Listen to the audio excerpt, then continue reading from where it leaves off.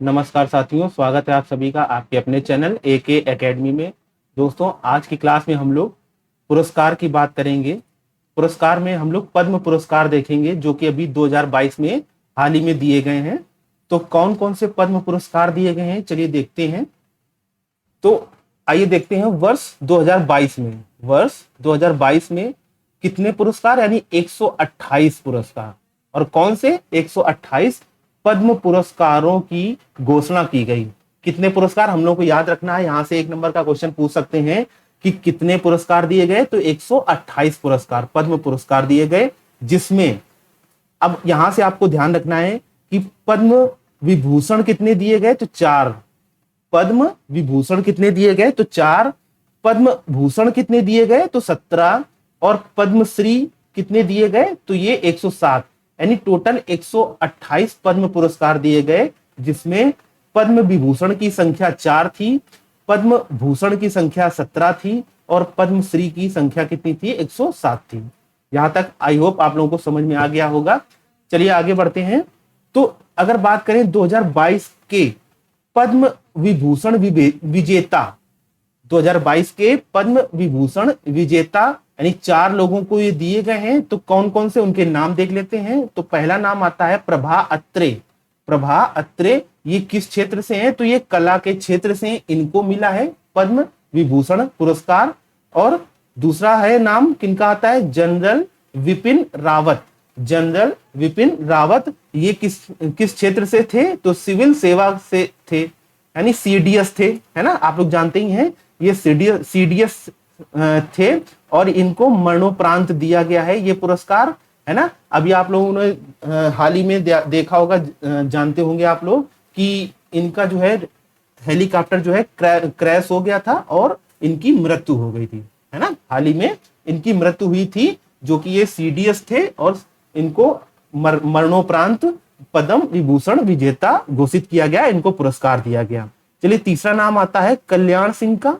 और कल्याण सिंह जो है सार्वजनिक मामले में है ना, इनको भी मरणोपरांत पुरस्कार ये दिया गया है। और चौथा है राधेश्याम खेमका।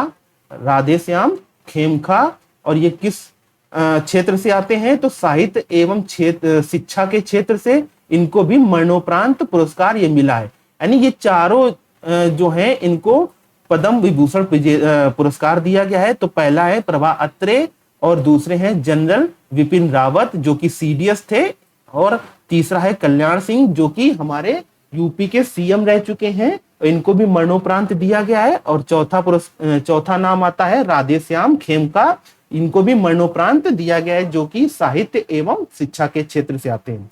आई होप यहां तक आप लोगों को अच्छे से समझ में आ गया होगा।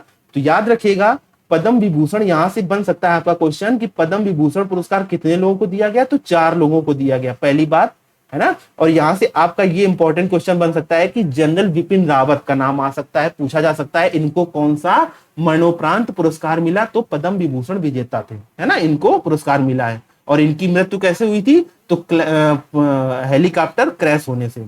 ठीक है, आगे बढ़ते हैं।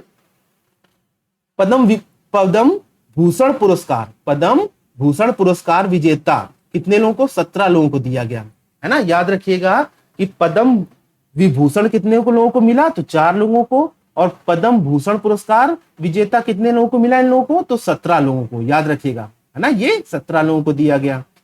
नोट बनाया है, तो नोट में आप लोग जान लें कि पहला नागरिक सम्मान यानी सबसे उच्च नागरिक सम्मान क्या होता है, तो ध्यान रखिएगा भारत रत्न होता है।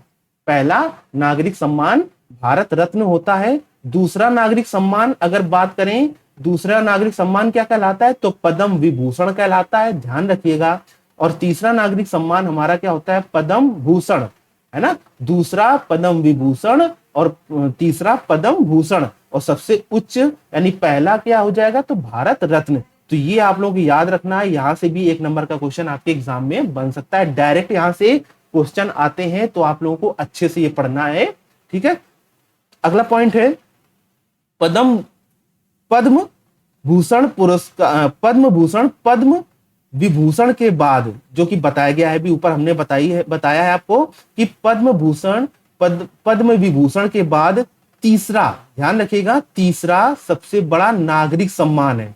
तीसरा सबसे बड़ा नागरिक सम्मान है जो 2022 में कितने लोगों को दिया गया, तो 17 लोगों को दिया गया। अभी ऊपर आप लोगों को बताया जा चुका है कि पद्म भूषण पुरस्कार 17 लोगों को दिया गया है और पद्म विभूषण पुरस्कार 4 लोगों को दिया गया है।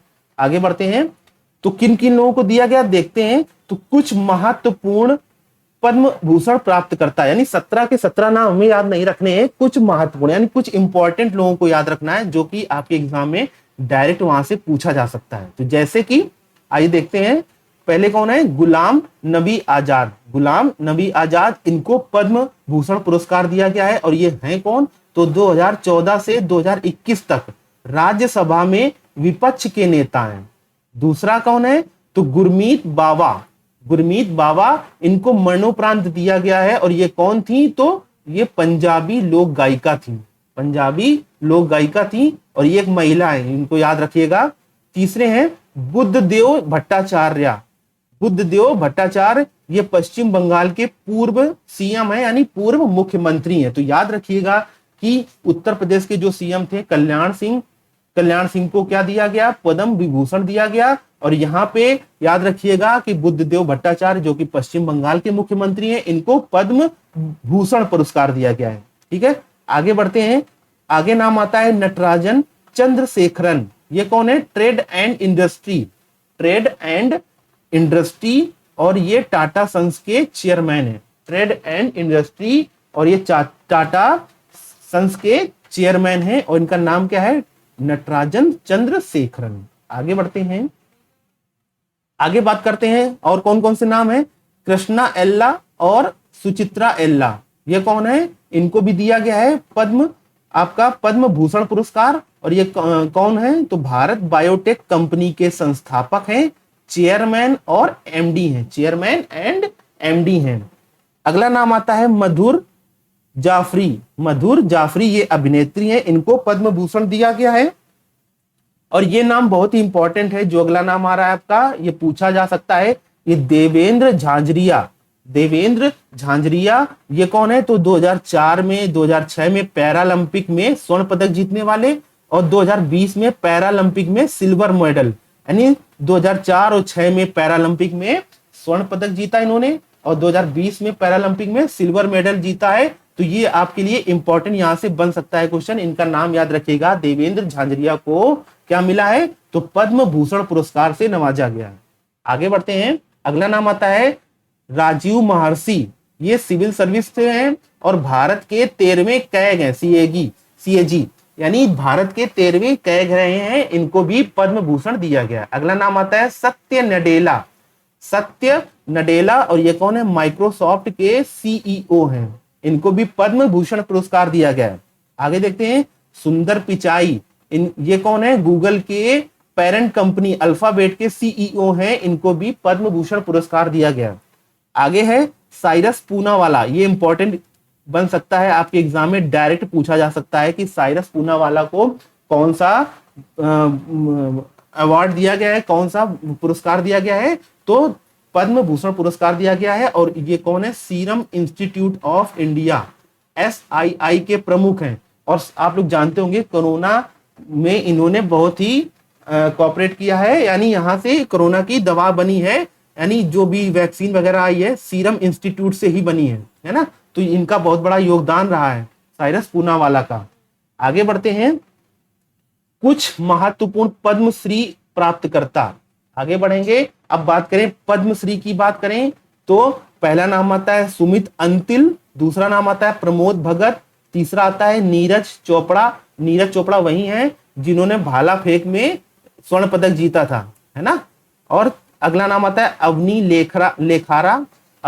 लेखारा पैरालंपिक में स्वर्ण पदक इन्होंने जीता है, अवनी लेखारा। आगे बढ़ते हैं, वंदना कटारिया, ये कौन है, महिला हॉकी टीम, इन सभी को क्या मिला है, पद्मश्री अवार्ड दिया गया। आगे बढ़ते हैं, शंकर नारायण मेनन चुंडाइल, इनको कलारीपट्टम स्वदेशी मार्शल आर्ट में दिया गया है। आगे बढ़ते हैं, फैजल अली डार, ये जम्मू कश्मीर पूर्व अंतरराष्ट्रीय मार्शल आर्ट चैंपियन रहे हैं, इनको भी पद्मश्री पुरस्कार दिया गया है। नाम याद रखिएगा आप लोग इन सभी का। आगे बढ़ते हैं। आगे नाम आता है ब्रह्मानंद। ब्रह्मानंद सांकवलकर, ये फुटबॉल टीम के पूर्व कप्तान रहे। इन सभी को पद्मश्री अवार्ड दिया गया है। तो याद रखिएगा ये सभी नाम इंपॉर्टेंट है। यहां से आपके एग्जाम में डायरेक्ट जो है सभी क्वेश्चन आपके आने की प्रबल संभावना है आपके एग्जाम में। तो इनको याद रखिएगा। साइरस पूनावाला है ना, इनका नाम जनरल बिपिन रावत हो गए आपके, है ना, इनका नाम, इन सभी को याद रखिएगा। और यहां से आपके एग्जाम में डायरेक्ट आने की संभावना है, डायरेक्ट क्वेश्चन यहां से पूछे जाएंगे, ये 100% तय है। तो आपको ये वीडियो आप सभी लोगों को कैसा लगा? आई होप आप लोगों को अच्छे से समझ में आ गया होगा। इनको अपनी कॉपी में आप लोग नोट भी कर लीजिएगा। धन्यवाद।